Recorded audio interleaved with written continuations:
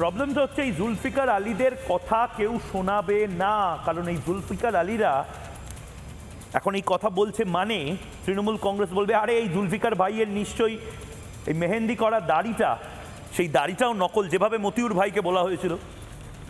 আমি তো বাংলার সংখ্যালঘুদেরকে বলবো, ময়ূককে হয়তো আপনার মনে হয় যে একটু তেরা তেরা কথা বলে, কিন্তু মমতা বন্দ্যোপাধ্যায় আপনাদের পাশে নেই, বামপন্থীরা নেই। এই মতিউর ভাইকে নিয়ে যেভাবে অসভ্যতা করলো তৃণমূল কংগ্রেস, বলছে দাড়িটা নাকি নকল। মতিউর ভাই কাঁদতে কাঁদতে লাইভ টেলিভিশনে দাড়ি ধরে, যে দাড়িটা তার ধর্মের পরিচয়, সেই দাড়ি টেনে দেখিয়ে বলছে যে দেখো আমার দাড়িটা আসল। শুরু করেছে এই জুলফিকার ভাইকে নিয়েও দেখবেন এই নোংরামি শুরু হবে। কী সব যোদ্ধাপদ্যা এসছে, তার সাথে আরও কিছু সোশ্যাল মিডিয়ায় বিপ্লবী যারা ভাবে এই তো আমাদের নিউ টাউনের মোড়েই বিপ্লব দাঁড়িয়ে রয়েছে, দেখবেন আবার নোংরামি শুরু করবে। জুলফিকার ভাইদের জন্য ভারত ছিল, আছে, থাকবে, স্পষ্ট কথা, স্পষ্টভাবে বলছি।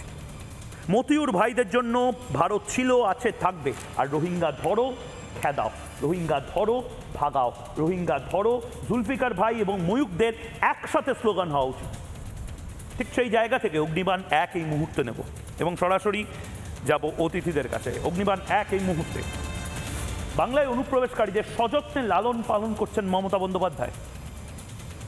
অনুপ্রবেশকারীরাই ওনার vote bank. Mamata Bandyopadhyay tension করছেন 10 থেকে 12% ভোট যদি এদিক ওদিক হয়ে যায়। আগে অনেক বিশেষজ্ঞ বলছিলেন 6 থেকে 7, এখন খুব স্পেসিফিক্যালি মমতা ঘনিষ্ঠ যারা, তারাও টেলিফোন করে এদিক ওদিকের জাহাজ দেখার চেষ্টা করছেন। আমি সেই ব্রেকিং নিউজগুলো, সূত্রের খবরগুলো না হয় আজকে দিলাম না, তারাও বলছেন এদিক ওদিক হয়ে যেতে পারে। এখন আর কোনো সত্যি 3-4টে দলের ব্যাপার নেই, 2টো দলেরও ব্যাপার নেই। যারা বলে বাইনারি বাইনারি, এখন কোনো দলের বাইনারি কাজ করছে না। এখন ভারতীয় বনাম রোহিঙ্গাদের লড়াই 2026-এ এখন আর কোনো বাইনারি, কোনো জাত পাত ধর্ম বর্ণেরও বাইনারি কাজ করবে না। ভারতীয় বনাম রোহিঙ্গা। ভারতীয়দের দিকে যেভাবে আমাদের হিন্দু ভাইরা রয়েছে, সনাতনী ভাইরা রয়েছে, সেভাবে রাষ্ট্রবাদী মুসলমানরাও রয়েছে। তাদের জমি তো সিরাজউদ্দৌলার সময়ের কাগজপত্র আছে, কোথায় যাবে তারা? রোহিঙ্গারা বেরোবে। এবং যারা এই মুহূর্তে রয়েছে তাদের অবস্থান স্পষ্ট করতে হবে।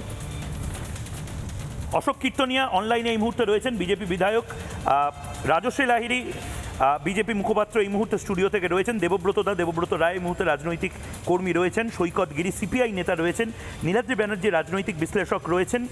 আমাদের সঙ্গে থাকবেন সৌর্য ব্যানার্জি চিকিৎসক এবং রাজীব পোদ্দার সভাপতি, বারাসত সাংগঠনিক জেলা বিজেপি, কিছুক্ষণের জন্য থাকবেন। আমি রাজীব দাস আপনাকে শুরুতে নিয়ে আমি বাকিদের কাছে যাচ্ছিলাম। নানা ধরনের কন্টেন্ট দেখার জন্য লাইক করুন, শেয়ার করুন আমাদের ফেসবুক পেজ, সাবস্ক্রাইব করুন আমাদের ইউটিউব চ্যানেল। পাশাপাশি অন্যান্য ব্রেকিং নিউজের জন্য অবশ্যই চোখ রাখুন রিপাবলিক বাংলায়।